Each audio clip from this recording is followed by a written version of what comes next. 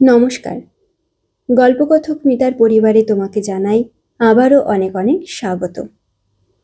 আজ আমি পাঠ করে শোনাব এমন একজনের গল্প যাকে ছাড়া বাংলা সাহিত্য ভাবাই যায় না। বন্ধুরা, আজ আমি পাঠ করে শোনাচ্ছি শরৎচন্দ্র চট্টোপাধ্যায় রচিত মন্দির ছোট গল্পটি। তো চলো বন্ধুরা, বুঝতেই পারছো আজকের গল্প পাঠ এবং গল্প কতখানি আকর্ষণীয় হতে চলেছে। তো শুনে নেওয়া যাক আজকের গল্প পাঠ মন্দির। এক গ্রামে নদীর তীরে দুঘর কুমোর বাস করিত। তাহারা নদীর মাটি তুলিয়া ছাঁচে ফেলিয়া পুতুল তৈরি করিত, আর হাটে বিক্রয় করিয়া আসিত। চিরকাল তাহারা এই কাজ করে। চিরকাল এই মাটির পুতুল তাহাদিগের পরনের বস্ত্র ও উদরের অন্ন যোগাইয়া থাকে। মেয়েরা কাজ করে, জল তোলে, রাঁধিয়া স্বামী পুত্রকে খাওয়ায় এবং নিবানো ভস্ম স্তূপের ভিতর হইতে পোড়া পুতুল বাহির করিয়া আঁচল দিয়া ঝাড়িয়া চিত্রিত হইবার জন্য পুরুষদের হাতের কাছে আঁকাইয়া দেয়। শক্তিনাথ এই কুম্ভকার পরিবারের মধ্যে আসিয়া স্থান গ্রহণ করিয়াছিল। রোগক্লিষ্ট ক্ষীণ দেহ এই ব্রাহ্মণ কুমার তাহার বন্ধু বান্ধব, খেলাধুলা, লেখাপড়া সব ছাড়িয়া দিয়া এই মাটির পুতুলের পানে অকস্মাৎ একদিন ঝুঁকিয়া পড়িল। সে বাঁশের ছুরি ধুইয়া দিত, ছাঁচের ভিতর হইতে পরিষ্কার করিয়া মাটি চাচিয়া ফেলিত এবং উৎকণ্ঠিত ও অসন্তুষ্ট চিত্তে পুতুলের চিত্রাঙ্কন কার্য কেমন করিয়া অসাবধানতার সহিত সমাধা হইতেছে তাহাই দেখিত। কালি দিয়া পুতুলের ভ্রু, চক্ষু, ওষ্ঠ প্রভৃতি লিখিতে হইত। কোনোটার ভ্রু মোটা, কোনোটার আধখানা, কাহারও বা ওষ্ঠের নিচে কালির আঁচড় লাগিয়া থাকিত। শক্তিনাথ অধীর ওৎসুককে আবেদন করিত, সরকার দাদা, অমন তাচ্ছিল্য করে আঁকছ কেন? সরকার দাদা অর্থাৎ কারিগর সস্নেহে হাসিয়া জবাব দিত, বামন ঠাকুর, ভালো করে আঁকতে গেলে বেশি দাম লাগে, অত কে দেবে বলো? 1 পয়সার পুতুল তো আর 4 পয়সায় বিকোবে না। এই সহজ কথাটার অনেক আলোচনা করিয়াও শক্তিনাথ আধখানা মাত্র বুঝিয়াছিল। 1 পয়সার পুতুল ঠিক 1 পয়সায় বিকাইবে, তাহার ভ্রু থাকুক, আধখানা ভ্রু নাই থাকুক, 2 চক্ষু সমান অসমান যাই হোক, সেই 1 পয়সা। মিছামিছি কে এত পরিশ্রম করিবে? পুতুল কিনিবে বালক, 2 দণ্ড তাহাকে আদর করিবে, শোয়াইবে, বসাইবে, কোলে করিবে, তারপর ভাঙিয়া ফেলিয়া দিবে, এই তো। শক্তিনাথ বাটি হইতে সকালবেলা যে মুড়ি মুড়কি কাপড়ে বাঁধিয়া আনিয়াছিল তাহার ভুক্তাবশিষ্ট এখনো বাঁধা আছে। তাহাই খুলিয়া অতিশয় অন্যমনস্কভাবে চিবাইতে চিবাইতে, ছড়াইতে ছড়াইতে সে তাহাদের জীর্ণ বাটির প্রাঙ্গণে আসিয়া দাঁড়াইল। বাটিতে কেহ নাই। ভগ্ন স্বাস্থ্য বৃদ্ধ পিতা জমিদার বাটিতে মদন মোহন ঠাকুরের পূজা করিতে গিয়াছেন। ভিজা আলো চাল, কলা, মূলা প্রভৃতি উৎসর্গীকৃত নৈবেদ্য বাঁধিয়া আনিবেন, তাহার পর পাক করিয়া পুত্রকে খাওয়াইবেন, নিজেও খাইবেন। বাড়ির উঠান কুঁদফুল, করবী ফুল ও শেফালি ফুল গাছে পূর্ণ। গৃহলক্ষ্মীহীন বাটিটার সর্বত্রই জঙ্গল, কিছুতেই শৃঙ্খলা নাই, কাহারও পরিপাট্য নাই। বৃদ্ধ ভট্টাচার্য মধুসূদন কোনরূপে দিনপাত করেন। শক্তিনাথ ফুল পাড়িয়া, ডাল নাড়িয়া, পাতা ছিঁড়িয়া উঠানময় অন্যমনস্কভাবে ঘুরিয়া বেড়াইতে লাগিল। প্রতিদিন সকালবেলা শক্তিনাথ কুমোর বাড়ি যায়। আজকাল সে পুতুলে রং দিবার অধিকার পাইয়াছে। তাহার সরকার দাদা সযত্নে সবচেয়ে ভালো পুতুলটা তাহাকে বাছিয়া দিয়া বলে, নাও দাদা ঠাকুর, তুমি চিত্তির করো। দাদা ঠাকুর একবেলা ধরিয়া একটি পুতুল চিত্রিত করে। হয়তো খুব ভালোই হয়, তবু 1 পয়সার বেশি দাম ওঠে না। সরকার দাদা কিন্তু বাটি আসিয়া বলে, বামন ঠাকুরের চিত্তির করা পুতুলটি 2 পয়সায় বিকিয়েছে। শুনিয়া শক্তিনাথের আর আনন্দ ধরে না। এ গ্রামের জমিদার কায়স্থ। দেবদ্বিজে তাহার বাড়াবাড়ি ভক্তি। গৃহদেবতা নিকষ নির্মিত মদনমোহন বিগ্রহ, পার্শ্বে সুবর্ণরঞ্জিত শ্রীরাধা। অত্যুচ্চ মন্দিরে রৌপ্য সিংহাসন তাহারই প্রতিষ্ঠিত। বৃন্দাবন লীলার কত অপরূপ চিত্র মন্দির গাত্রে সংলগ্ন। উপরে কিংখাপের চন্দ্রতাপ, তাহাতে শত শাখার ঝাড় ঝুলিতেছে। এক পার্শ্বে মর্মর বেদির উপর উপকরণ সজ্জিত এবং নিত্য নিবেদিত পুষ্পচন্দনের ঘন সৌরভে মন্দিরাভ্যন্তর সমাচ্ছন্ন।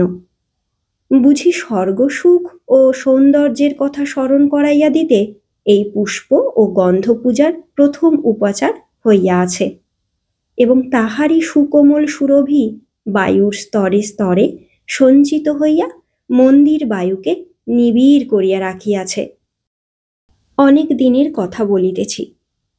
জমিদার রাজনারায়ণ বাবু যখন প্রৌঢ়ত্বের সীমায় পা দিয়া প্রথম বুঝিলেন যে এ জীবনের ছায়া ক্রমশ দীর্ঘ ও অস্পষ্ট হইয়া আসিতেছে, যেদিন সর্বপ্রথম বুঝিলেন যে এ জমিদারি ও ধন ঐশ্বর্য ভোগের মেয়াদ প্রতিদিন কমিয়া আসিতেছে, প্রথম যেদিন মন্দিরের এক পার্শ্বে দাঁড়াইয়া চোখ দিয়া অনুতাপাশ্রু বিগলিত হইয়াছিল, আমি সেই দিনের কথা বলিতেছি।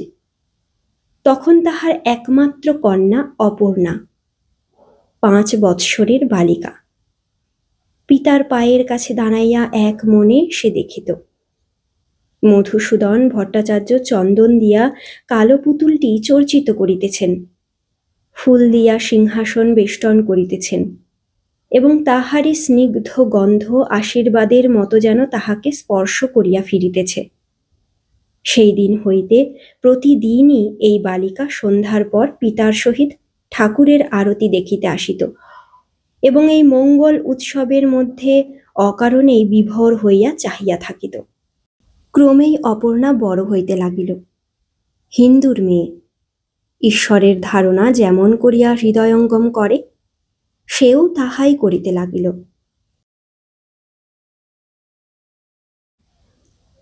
এবং পিতার নিতান্ত আদরের সামগ্রী এই মন্দিরটি যে তাহারও বক্ষ শোণিতের মতো, একথা সে তাহার সমস্ত কর্ম ও খেলাধুলার মধ্যেও প্রমাণ করিতে বসিল।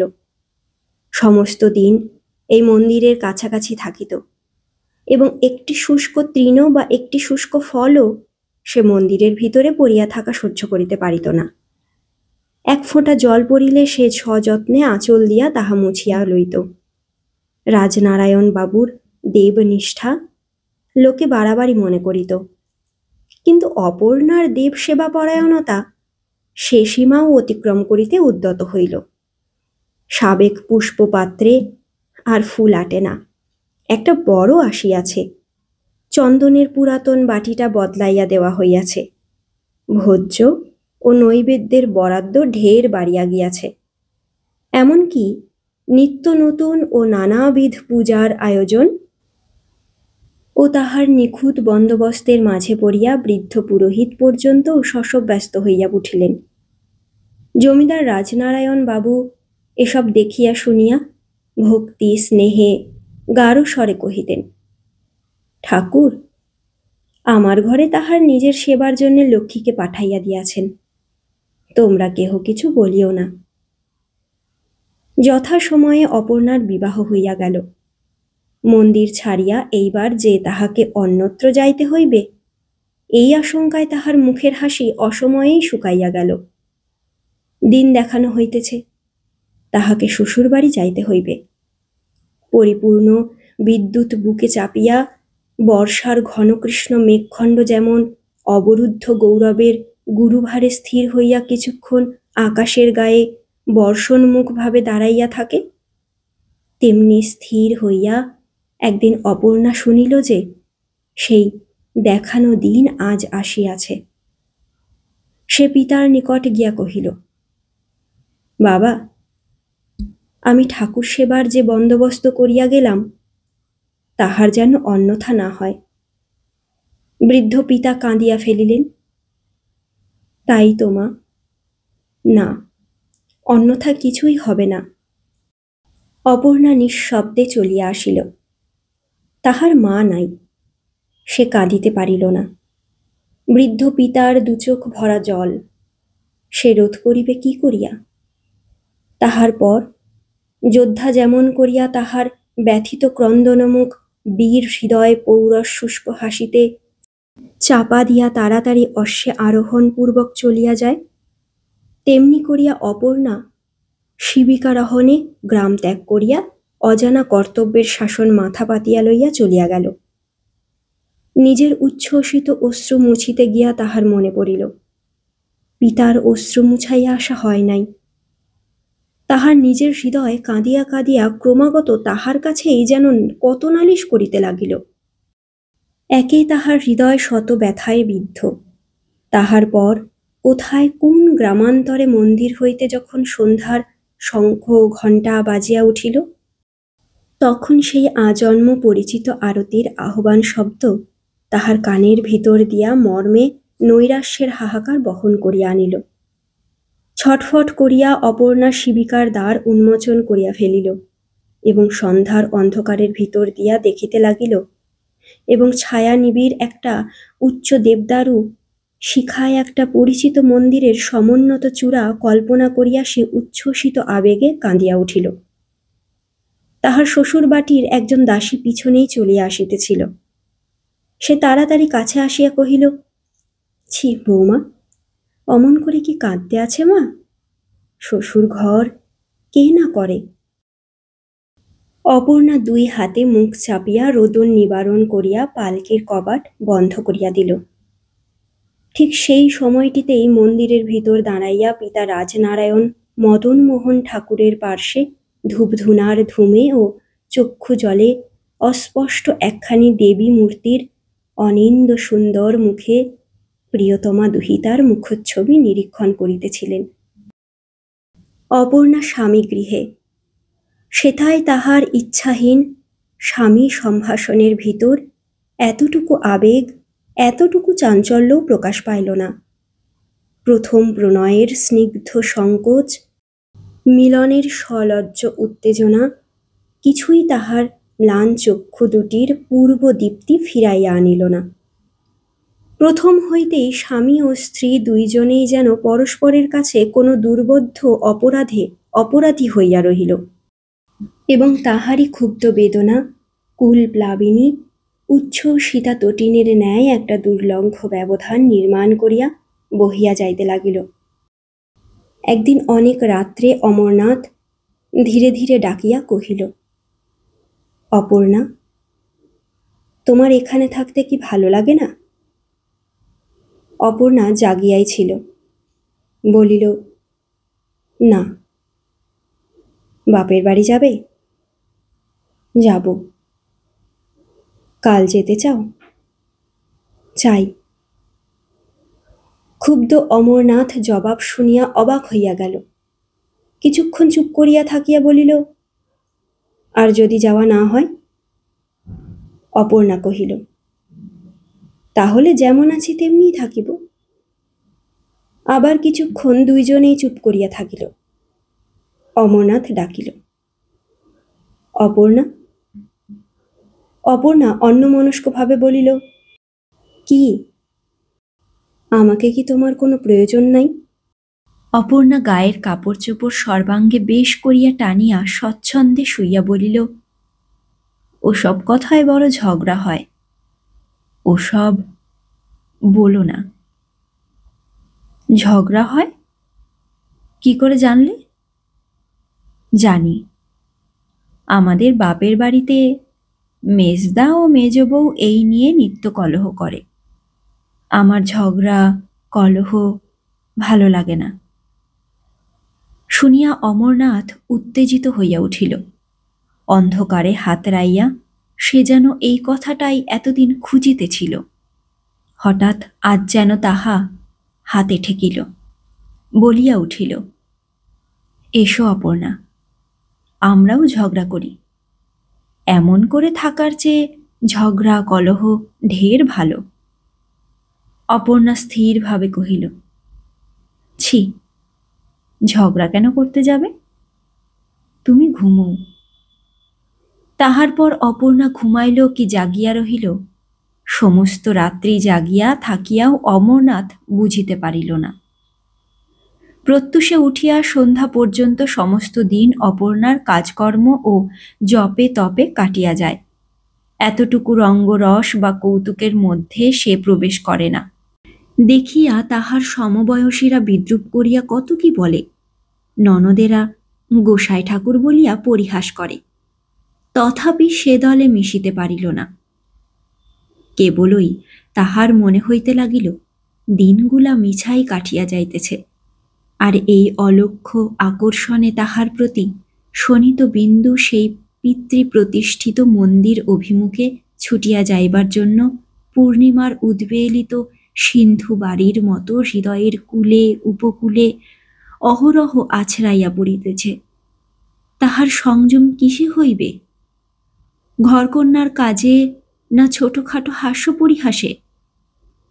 ক্ষুব্ধ অসুস্থ চিত্ত তাহার এই যে বিপুল ভ্রান্তি মাথায় করিয়া আপনা আপনি পাক খাইয়া মরিতেছে, তাহার নিকট স্বামীর আদর ও স্নেহ, পরিজনবর্গের প্রীতি সম্ভাষণ ঘেঁষিবে কি করিয়া?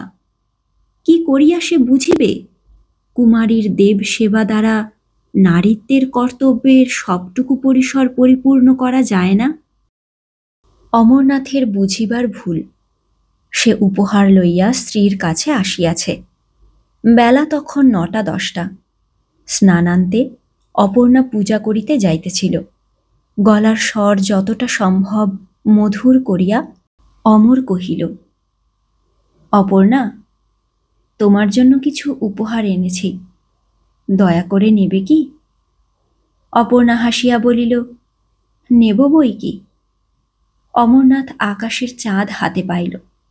আনন্দে শৌখিন রুমালে বাঁধা একটা বাক্সর ডালা খুলিতে বসিল। ডালার উপরে অপর্ণার নাম সোনার জলে লেখা। এখন একবার সে অপর্ণার মুখখানি দেখিবার জন্য তাহার মুখের দিকে চাহিল, কিন্তু দেখিল মানুষ কাচের নকল চোখ পড়িয়া যেমন করিয়া চাহে তেমনি করিয়া অপর্ণা তাহার পানে চাহিয়া আছে। দেখিয়া তাহার সমস্ত উৎসাহ এক নিমেষে নিবিয়া গিয়া যেন অর্থহীন এক ফোঁটা শুষ্ক হাসির মাঝে আপনাকে লুকাইয়া ফেলিতে চাহিল। লজ্জায় মরিয়া গিয়াও সে বাক্সের ডালা খুলিয়া গোটাকত কুন্তলিনের শিশি আরও কি কি বাহির করিতে উদ্যত হইল। অপর্ণা বাধা দিয়া কহিল, এনেছ কি আমার জন্য? অমরনাথের হইয়া আর কে যেন জবাব দিল, হাঁ, তোমার জন্যই এনেছি। দেলখোসগুলো? অপর্ণা জিজ্ঞাসা করিল, বাক্সটাও কি আমাকেই দিলে? নিশ্চয়ই। তবে আর কেন মিছে ওসব বের করব? বাক্সতেই থাক। তা থাক, তুমি ব্যবহার করবে তো? অকস্মাৎ অপর্ণা ভ্রু কুঞ্চিত করিল। সমস্ত দুনিয়ার সহিত লড়াই করিয়া তাহার ক্ষতবিক্ষত হৃদয় পরাস্ত হইয়া বৈরাগ্য গ্রহণপূর্বক নিভৃতে চুপ করিয়া বসিয়াছিল। সহসা তাহার গায়ে এই স্নেহের অনুরোধ কুৎসিত বিদ্রূপের আঘাত করিল।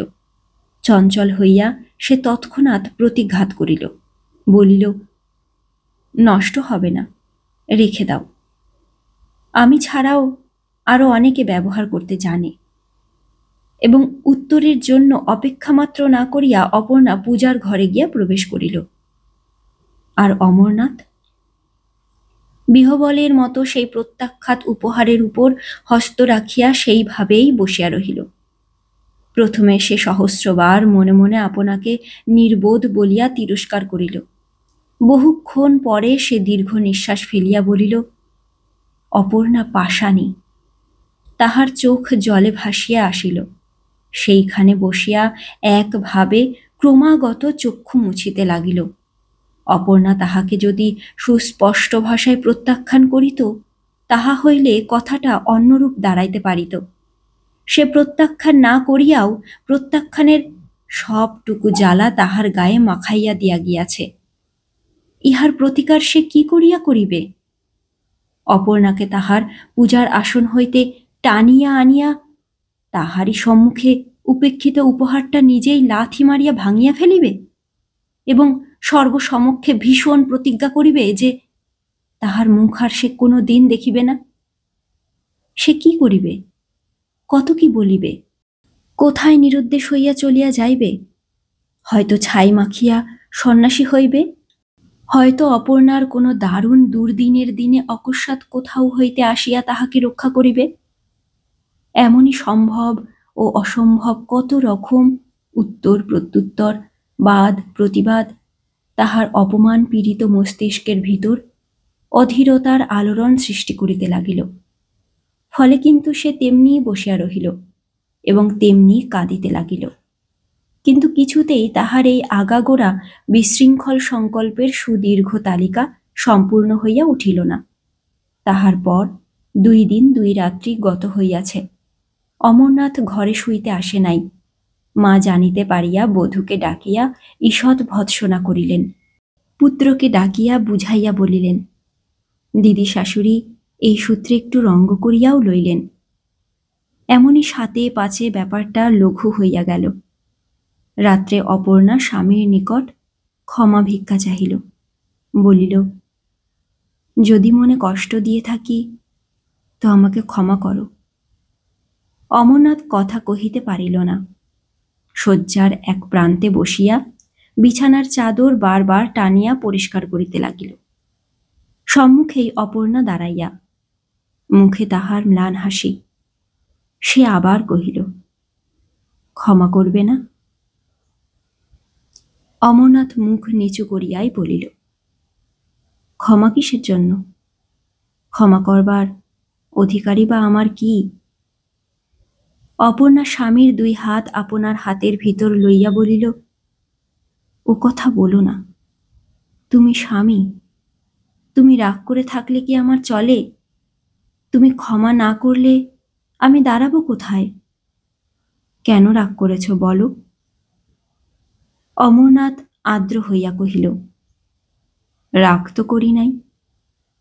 করো নাই তো? না। অপর্ণা কলহ ভালোবাসিত না। বিশ্বাস না করিয়াও বিশ্বাস করিল। কহিল, তাই ভালো। তাহার পর নিতান্ত নির্ভাবনায় বিছানার এক প্রান্তে শুইয়া পড়িল। অমরনাথ কিন্তু ভারী আশ্চর্য হইয়া গেল। অন্যদিকে মুখ ফিরাইয়া কেবলই সে মনে মনে তর্ক বিতর্ক করিতে লাগিল যে এ কথা তাহার স্ত্রী বিশ্বাস করিল কি করিয়া? সে যে 2 দিন আসে নাই, দেখা করে নাই, তথাপি সে রাগ করে নাই। এটা কি বিশ্বাস করিবার মতো কথা? এত কাণ্ড এত শীঘ্র মিটিয়া সব বৃথা হইয়া গেল। তাহার পর যখন সে বুঝিতে পারিল অপর্ণা সত্যই ঘুমাইয়া পড়িয়াছে, তখন সে একেবারে উঠিয়া বসিল এবং দ্বিধাশূন্য হইয়া জোর করিয়া ডাকিয়া ফেলিল, অপর্ণা, তুমি বুঝি ঘুমোচ্ছ?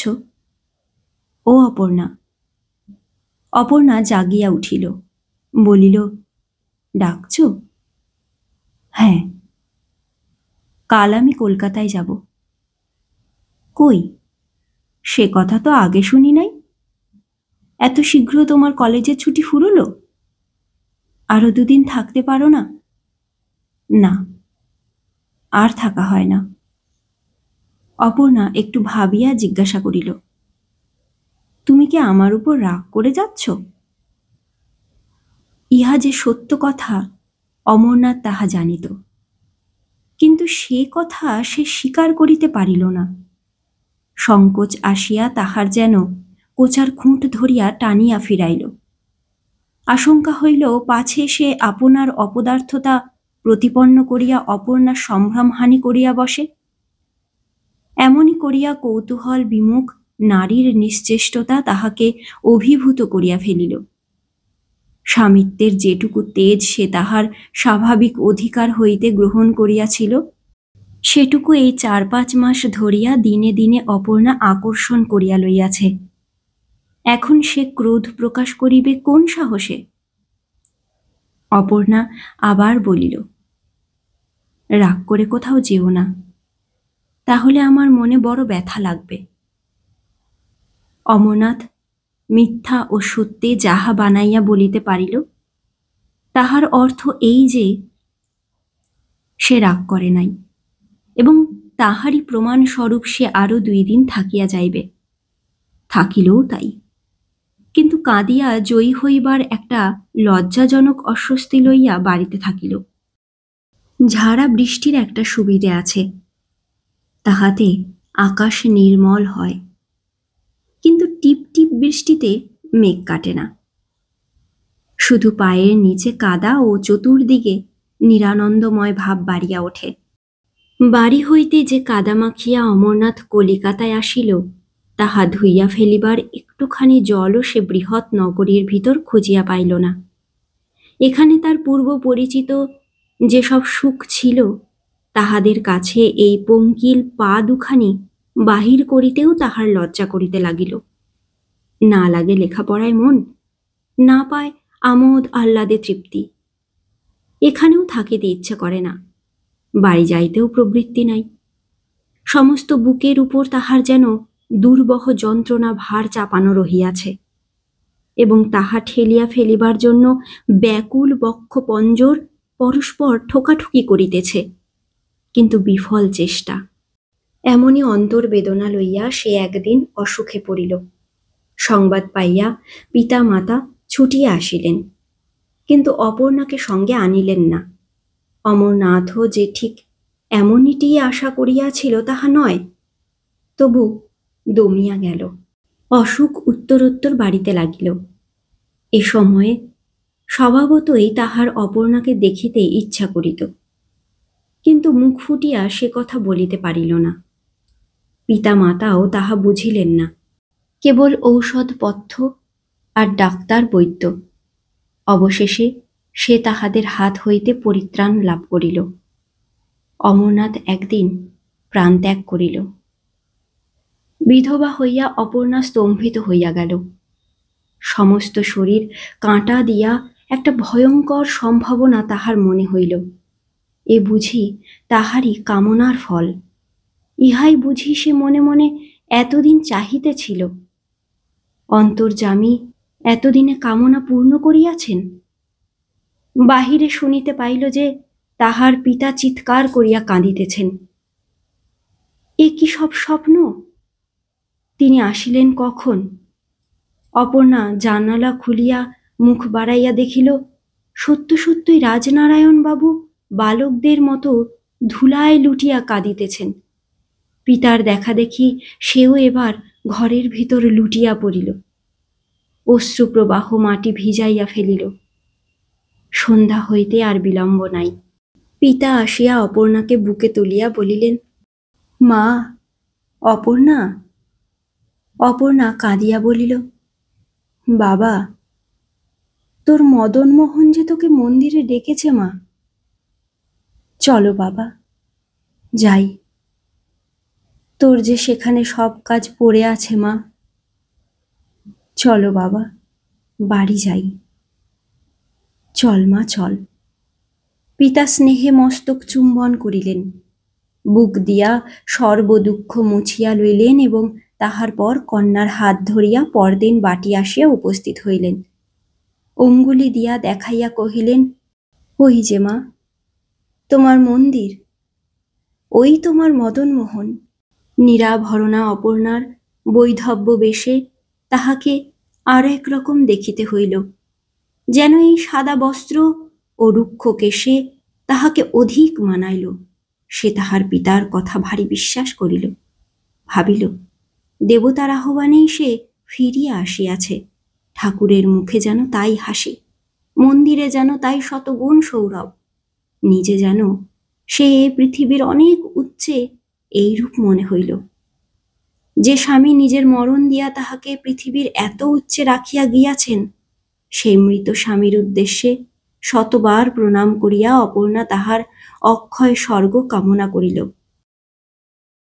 শক্তিনাথ এক মনে ঠাকুর গড়িতেছিল। পূজা করার চেয়ে ঠাকুর তৈরি করিতেই সে অধিক ভালোবাসিত।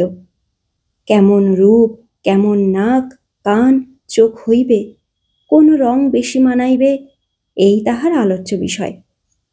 কি দিয়া তাহার পূজা করিতে হয়, কি মন্ত্রে জপ করিতে হয়, এইসব ছোট বিষয়ে তাহার লক্ষ্য ছিল না। দেবতার সম্পর্কে সে আপনাকে আপনি প্রমোশন দিয়া সেবকের স্থান হইতে পিতার স্থানে উঠিয়া আসিয়াছিল।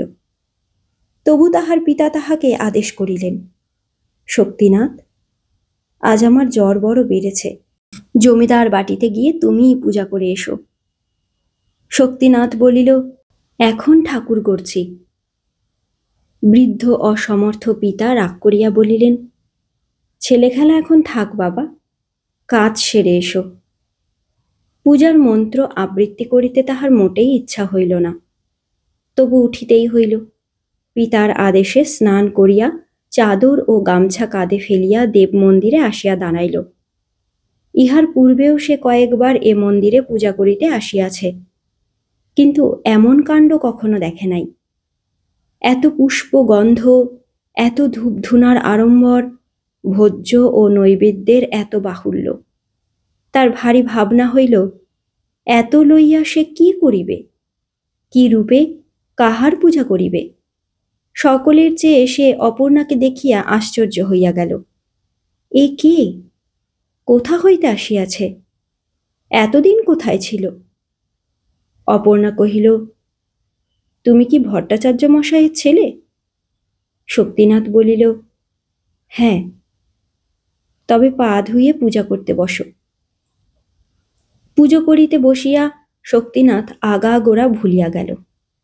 একটা মন্ত্রও তাহার মনে পড়ে না। সেদিকে তাহার মনও নাই, বিশ্বাসও নাই। শুধু ভাবিতে লাগিল, এ কে, কেন এত রূপ, কি জন্য বসিয়া আছে, ইত্যাদি। পূজার পদ্ধতি ওলট পালট হইতে লাগিল। কখনো ঘণ্টা বাজাইয়া, কখনো ফুল ফেলিয়া, নৈবেদ্যের উপর জল ছিটাইয়া। এই অজ্ঞ নূতন পুরোহিতটি যে পূজার কেবল ভান করিতেছে মাত্র, বিজ্ঞ পরীক্ষকের মতো পিছনে বসিয়া অপর্ণা সব বুঝিল। চিরদিন দেখিয়া দেখিয়া এসব ভালো করিয়াই জানে। শক্তিনাথ তাহাকে ফাঁকি দেবে কি করিয়া? পূজা অবসানে কঠিন স্বরে অপর্ণা কহিল, তুমি বামুনের ছেলে, অথচ পূজা করতে জানো না? শক্তিনাথ বলিল, জানি, ছাই জানো। শক্তিনাথ বিহবলের মতো একবার তাহার মুখপানে চাহিল, তাহার পর চলিয়া যাইতে উদ্যত হইল। অপর্ণা ডাকিয়া ফিরাইয়া বলিল, ঠাকুর, এসব বেঁধে নিয়ে যাও, কিন্তু কাল আর এসো না। তোমার বাবা আরোগ্য হলে তিনি আসিবেন। অপর্ণা নিজেই তাহার চাদর ও গামছায় সমস্ত বাঁধিয়া তাহাকে বিদায় করিল। মন্দিরের বাহিরে আসিয়া শক্তিনাথ বারবার শিহরিয়া উঠিল। এদিকে অপর্ণা নূতন করিয়া পূজার আয়োজন করিয়া অন্য ব্রাহ্মণ ডাকিয়া পূজা শেষ করিল। 1 মাস গত হইয়াছে। আচার্য যদুনাথ জমিদার রাজনারায়ণ বাবুকে বুঝাইয়া বলিতেছেন, আপনি তো সমস্তই জানেন। বড় মন্দিরে বৃহৎ পূজা ভট্টাচার্যের ছেলের দ্বারা কিছুতেই সম্পন্ন হইতে পারে না। রাজনারায়ণ বাবু সায় দিয়া বলিলেন, অনেক দিন হইল। অপর্ণাও ঠিক এই কথাই বলেছিল। আচার্য মুখমণ্ডল আরও গম্ভীর করিয়া বলিল, তা তো হবেই, তিনি হলেন সাক্ষাৎ লক্ষ্মী স্বরূপা, তার কি কিছু অগোচর আছে? জমিদার বাবুরও ঠিক এই বিশ্বাস। আচার্য কহিতে লাগিলেন, পূজা আমিই করি আর যেই করুন, ভালো লোক চাই। মধু ভট্টাচার্য যতদিন বেঁচে ছিলেন তিনিই পূজা করেছেন। এখন তার পুত্রেরই পৌরোহিত্য করা উচিত, কিন্তু সেটা তো মানুষ নয়, কেবল পট আঁকতে পারে, পুতুল গড়তে পারে, পূজা অর্চনার কিছুই জানে না সে। রাজনারায়ণ বাবু অনুমতি দিলেন, পূজা আপনিই করবেন, তবে অপর্ণাকে একবার জিজ্ঞাসা করে দেখব। পিতার নিকট একথা শুনিয়া অপর্ণা মাথা নাড়িয়া বলিল, তাও কি হয়? বামুনের ছেলে নিরাশ্রয়, কোথায় তাকে বিদায় করব? যেমন জানে তেমনই পূজা করবে। ঠাকুর তাতেই সন্তুষ্ট হবেন। কন্যার কথায় পিতার চৈতন্য হইল। এতটা আমি ভেবে দেখি নাই। মা, তোমার মন্দির, তোমার পূজা, তোমার যা ইচ্ছা তাই করো, যাকে ইচ্ছা ভার দিও। এই কথা বলিয়া পিতা প্রস্থান করিলেন। অপর্ণা শক্তিনাথকে ডাকিয়া আনিয়া পূজার ভার দিল। বকুনি খাইয়া অবধি সে আর এদিকে আসে নাই। মধ্যে তাহার পিতার মৃত্যু হইয়াছে। সে নিজেও রুগ্ন। শুষ্ক মুখে তাহার শোক দুঃখের চিহ্ন দেখিয়া অপর্ণার মায়া হইল। কহিল, তুমি পুজো করো, যা জানো তাই করো, তাতেই ঠাকুর তৃপ্ত হবেন। এমন স্নেহের স্বর শুনিয়া তাহার সাহস হইল। সাবধান হইয়া মন দিয়া পূজা করিতে বসিল। পূজা শেষ হইলে অপর্ণা নিজের হাতে সে যাহা খাইতে পারে রাঁধিয়া দিয়া বলিল, বেশ বেশ পূজা করেছ। বামুন ঠাকুর, তুমি কি হাতে রেঁধে খাও? কোনোদিন রাঁধি, কোনোদিন যেদিন জ্বর হয় সেদিন আর রাঁধতে পারি না। তোমার কি কেউ নাই? না। শক্তিনাথ চলিয়া গেল। অপর্ণা তাহার উদ্দেশ্যে বলিল, আহা, দেবতার কাছে করজোড়ে তাহার হইয়া প্রার্থনা করিল, ঠাকুর, ইহার পূজায় তুমি সন্তুষ্ট হইও। ছেলে মানুষের দোষ অপরাধ লইও না। সেই দিন হইতে প্রতিদিন অপর্ণা দাসী দ্বারা সংবাদ লইত। সে কি খায়, কি করে, কি তাহার প্রয়োজন। নিরাশ্রয় ব্রাহ্মণ কুমারটিকে সে তাহার অজ্ঞাত সারেই আশ্রয় দিয়া তাহার সমস্ত ভার স্বেচ্ছায় মাথায় তুলিয়া লইল। এবং সেই দিন হইতে এই কিশোর ও কিশোরী তাহাদের ভক্তি, স্নেহ, ভুল ভ্রান্তি সব এক করিয়া এই মন্দিরটিকে আশ্রয়পূর্বক জীবনের বাকি কাজগুলিকে পর করিয়া দিল। শক্তিনাথ পূজা করে, অপর্ণা দেখাইয়া দেয়। শক্তিনাথ স্তব পাঠ করে, অপর্ণা মনে মনে তাহার সহজ অর্থ দেবতাকে বুঝাইয়া দেয়। শক্তিনাথ গন্ধ পুষ্প হাত দিয়া তুলিয়া নেয়। অপর্ণা অঙ্গুলি দিয়া দেখাইয়া বলে, বামুন ঠাকুর, আজ এমনি করে সিংহাসন সাজাও দেখি, বেশ দেখাবে। এমনি করিয়া এই বৃহৎ মন্দিরের বৃহৎ কাজ চলিতে লাগিল। দেখিয়া শুনিয়া আচার্য কহিলেন, ছেলে খেলা হচ্ছে। বৃদ্ধ রাজনারায়ণ বলিলেন, যা করেই হোক, মেয়েটা নিজের অবস্থা ভুলে থাকলেই বাঁচি। থিয়েটারের স্টেজে যেমন পাহাড় পর্বত ঝড় জল এক নিমেষে উড়িয়া গিয়া একটা মস্ত রাজপ্রাসাদ কোথা হইতে আসিয়া জোটে, আর লোকজন সুখ সম্পদের মাঝে দুঃখ দৈন্যের সমস্ত চিহ্ন বিলুপ্ত হয়, শক্তিনাথের জীবনেও যেন সেই রূপ হইয়াছে। সে জাগিয়াছিল, এখন ঘুমাইয়া সুখ স্বপ্ন দেখিতেছে, কিংবা নিদ্রায় দুঃখ স্বপ্ন দেখিতেছিল, এখন হঠাৎ জাগিয়া উঠিয়াছে। প্রথমে তাহার ভালো ঠাওর হইত না, তথাপি এই দায়িত্বহীন দেবসেবার সুকর্ণ শৃঙ্খল যে তাহার সর্বাঙ্গে জড়াইয়া ধরিয়াছে এবং থাকিয়া থাকিয়া ঝনঝন শব্দে বাজিয়া উঠিতেছে, ওই বিক্ষিপ্ত পুতুলগুলা মাঝে মাঝে সে কথা তাহাকে স্মরণ করাইত। সে মৃত পিতার কথা মনে করিত, নিজের পূর্ব স্বাধীনতার কথা ভাবিত। মনে হইত সে যেন বিকাইয়া গিয়াছে, অপর্ণা তাহাকে কিনিয়াছে। অমনি অপর্ণা স্নেহক্রমে মোহের মতো তাহাকে আচ্ছন্ন করিয়া ফেলিল। অকস্মাৎ একদিন শক্তিনাথের মামাতো ভাই আসিয়া উপস্থিত হইল। তাহার ভগিনীর বিবাহ। মামা কলিকাতায় থাকেন। সময় ভালো, কাজেই সুখের দিনে ভাগিনীয়কে মনে পড়িয়াছে। যাইতেই হইবে, কলিকাতা যাইবে।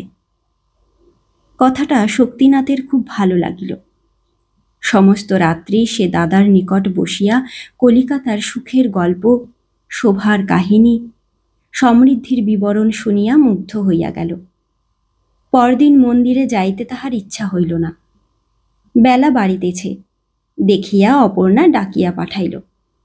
শক্তিনাথ গিয়া বলিল, আজ আমি কলকাতায় যাব, মামা ডেকে পাঠিয়েছেন।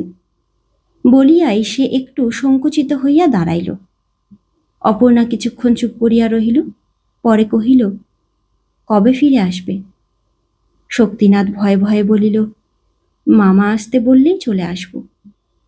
অপর্ণা আর কিছু জিজ্ঞাসা করিল না। আবার সেই যদু আচার্য আসিয়া পূজা করিতে বসিলেন। আবার তেমনি করিয়াই অপর্ণা পূজা দেখিতে লাগিল। কিন্তু কোনো কথা বলিবার আর তাহার প্রয়োজন হইল না, ইচ্ছাও ছিল না। কলিকাতায় আসিয়া বিবিধ বৈচিত্র্যে শক্তিনাথের বেশ দিন কাটিলেও কয়েকদিন পরেই বাড়ির জন্য তাহার মন কেমন করিতে লাগিল। সুদীর্ঘ অলস দিনগুলো আর যেন কাটিতে চাহে না। রাত্রে সে স্বপ্ন দেখিতে লাগিল, অপর্ণা যেন তাহাকে ক্রমাগত ডাকিতেছে, আর উত্তর না পাইয়া রাগ করিতেছে। একদিন সে মামাকে কহিল, আমি বাড়ি যাব। মামা নিষেধ করিলেন। সে জঙ্গলে গিয়ে আর কি হবে? এইখানে থেকে লেখাপড়া করো, আমি তোমার চাকরি করে দেব। শক্তিনাথ মাথা নাড়িয়া চুপ করিয়া রহিল। মামা কহিলেন, তবে যাও। বড় বউ শক্তিনাথকে ডাকিয়া বলিলেন, ঠাকুরপো, কাল বুঝি বাড়ি যাবে? শক্তিনাথ বলিল, হাঁ, যাব। অপর্ণার জন্য মন কেমন করছে নাকি? শক্তিনাথ বলিল, হাঁ। সে তোমাকে খুব যত্ন করে, নয়? শক্তিনাথ মাথা নাড়িয়া কহিল, খুব যত্ন করে। বড় বউ মুখ টিপিয়া হাসিলেন। তিনি অপর্ণার কথা পূর্বেই শক্তিনাথের নিকট শুনিয়া লইয়াছিলেন। বলিলেন, তবে ঠাকুরপো, এই দুটি জিনিস নিয়ে যাও, তাকে দিও, সে আরো ভালোবাসবে। বলিয়া তিনি একটা শিশির ছিপি খুলিয়া খানিকটা দিলখোশ শক্তিনাথের গায়ে ছড়াইয়া দিলেন। গন্ধে শক্তিনাথ পুলকিত হইয়া শিশি দুইটি চাদরে বাঁধিয়া লইয়া পরদিন বাটি ফিরিয়া আসিল। শক্তিনাথ মন্দিরে প্রবেশ করিয়াছে। পূজা শেষ হইয়াছে। চাদরে সেই শিশি দুইটি বাঁধা আছে, কিন্তু দিতে সাহস হইতেছে না। এই কয়দিনে অপর্ণা তাহার নিকট হইতে এত দূরে সরিয়া গিয়াছে, মুখ ফুটিয়া কিছুতেই বলিতে পারিল না, তোমার জন্য সাধ করিয়া কলিকাতা হইতে ইহা আনিয়াছি। সুগন্ধে তোমার দেবতা তৃপ্ত হন, তাই তুমিও হইবে। এইভাবে 7-8 দিন কাটিল। নিত্য সে চাদরে বাঁধিয়া শিশি দুইটি লইয়া আসে, নিত্যই ফিরাইয়া লইয়া যায়, আবার যত্ন করিয়া পরদিনের জন্য তুলিয়া রাখে। পূর্বের মতো একদিনও যদি অপর্ণা তাহাকে ডাকিয়া একটা কথাও জিজ্ঞাসা করিত, তাহা হইলে হয়তো সে তাহাকে দিয়া ফেলিত, কিন্তু এ সুযোগ আর কিছুতেই হইল না। আজ 2 দিন হইতে তাহার জ্বর হইতেছে, তবু ভয়ে ভয়ে সে মন্দিরে পূজা করিতে আসে। কি একটা অজানা আশঙ্কায় সে পীড়ার কথাটাও বলিতে পারে না। অপর্ণা কিন্তু সংবাদ লইয়া জানিত যে 2 দিন হইতে শক্তিনাথ কিছুই খায় নাই, অথচ পূজা করিতে আসিতেছে। অপর্ণা জিজ্ঞাসা করিল, ঠাকুর, তুমি 2 দিন হইতে কিছুই খাও নাই কেন? শক্তিনাথ শুষ্ক মুখে কহিল, আমার রাত্রে রোজ জ্বর হয়। জ্বর হয়? তবে স্নান করে পূজা করতে আসো কেন? এ কথা বলো নাই কেন? শক্তিনাথের চোখে জল আসিল। মুহূর্তে সব কথা ভুলিয়া গিয়া সে চাদর খুলিয়া শিশি দুইটি বাহির করিয়া বলিল, তোমার জন্য এনেছি। আমার জন্য? হাঁ, তুমি গন্ধ ভালোবাসো না? উষ্ণ দুধ যেমন একটুখানি আগুনের তাপ পাইবা মাত্রই টকবক করিয়া ফুটিয়া ওঠে, অপর্ণার সর্বাঙ্গের রক্ত তেমনি করিয়া ফুটিয়া উঠিল। শিশি দুইটি দেখিয়াই সে চিনিয়াছিল। গভীর স্বরে বলিল, দাও। হাতে লইয়া অপর্ণা মন্দিরের বাহিরে যেখানে পূজা করা ফুল শুকাইয়া পড়িয়াছিল, সেইখানে শিশি দুইটি নিক্ষেপ করিল। আতঙ্কে শক্তিনাথের বুকের রক্ত জমাট বাঁধিয়া গেল। কঠিন স্বরে অপর্ণা কহিল, বামন ঠাকুর, তোমার মনে এত? আর তুমি আমার সামনে এসো না, মন্দিরের ছায়াও তুমি আর মারিও না। অপর্ণা চম্পকাঙ্গুলি দিয়া বহির্দেশ দেখাইয়া বলিল, যাও। আজ 3 দিন হইল শক্তিনাথ গিয়াছে। আবার যদু আচার্যই পূজা করিতে বসিয়াছেন। আবার ম্লান মুখে অপর্ণা চাহিয়া দেখিতেছে, এ যেন কাহার পূজা কে আসিয়া শেষ করিতেছে।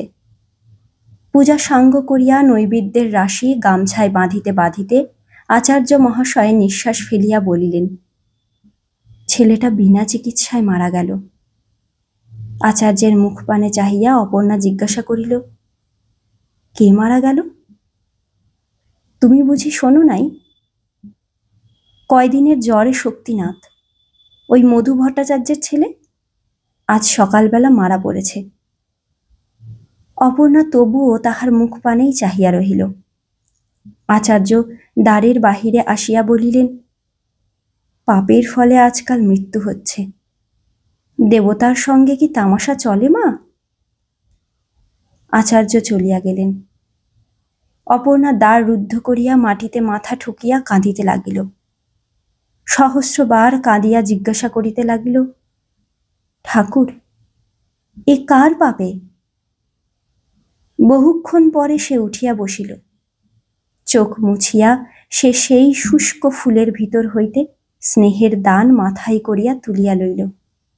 মন্দিরের ভিতর আবার প্রবেশ করিয়া দেবতার পায়ের কাছে তাহা নামাইয়া দিয়া কাঁদিয়া কহিল, ঠাকুর, আমি যা নিতে পারি নাই তা তুমি নাও।